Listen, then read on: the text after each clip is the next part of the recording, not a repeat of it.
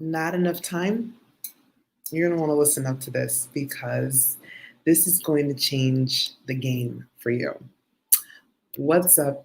It's Deborah. Happy Wednesday to you. And wanted to really touch very quickly on the concept of time management as it relates to overwhelm. So a lot of times, because we have so much coming at us from so many different directions now, from email, from social media, from streaming, all these different things happening online, and we're spending more and more time online, what we can find is that we quickly develop a fatigue that shows up in the form of distraction, inability to focus and concentrate, right? That then turns into people feeling like they've wasted so much time scrolling on social media. They don't actually have the time to focus on one message or one class or one resource, even if that resource is amazing and would help them so much.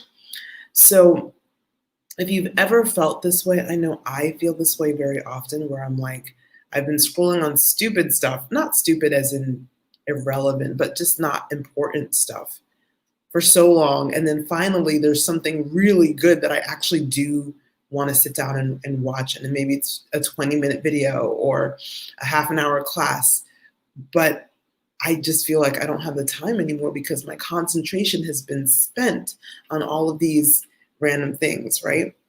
There's a lot of strategic things that you can do practically to help with that. But what I want to share with you and what is something that I assign my clients to do all the time.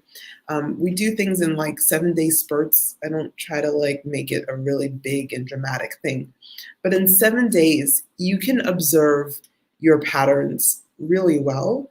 And you can do it in a very light way. So you're not like shaming yourself or judging yourself. You're just kind of in observation mode of what your tendencies are. And usually you can get some really good insights from that if you're able to suspend judgment, which, as you know, in the world of the maverick, we suspend judgment because it's never really helpful for innovation, for impact, for inspiration, for anything that we're about. Judgment kind of usually gets in the way. It's usually an obstacle. So first and foremost, we don't judge ourselves. So if we can observe ourselves without judgment, we can learn some really interesting things. So, for example, there's 2 things that I give, and I've typed them in the description so you can try them at home.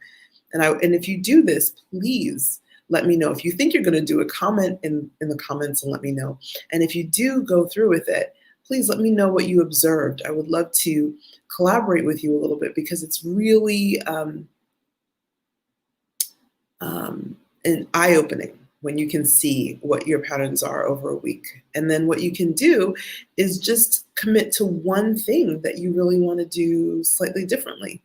And it should be something that gets you excited. It shouldn't be something that you shame yourself out of doing. It should be something that you can get excited about. So for example, one of the things I mentioned was to just notice what you're spending time on that you're really like, oh, I don't want to do this. I really don't want to do this. I so don't want to do this, but I have to do this, right?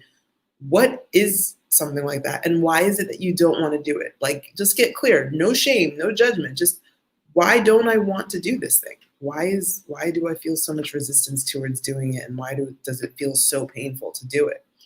Write that down. The other thing, and I got to look back at my notes because I every time I do this, I always do it slightly differently. So the other thing that I know is really important when you're trying to do something new is to say, okay, well, what is it that I really do want to do that I never give myself time to do?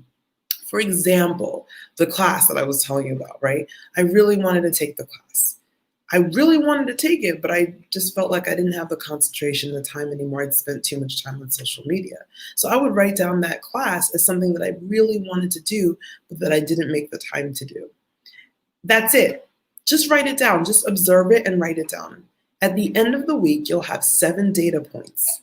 you'll start to see some patterns as to the things that you want to do that you don't make time for, and the things that you do that you don't want to do, and why you don't want to do them. That should inform you. I think usually when you have that data, you already know what a slight adjustment could be that would feel better for you. Okay.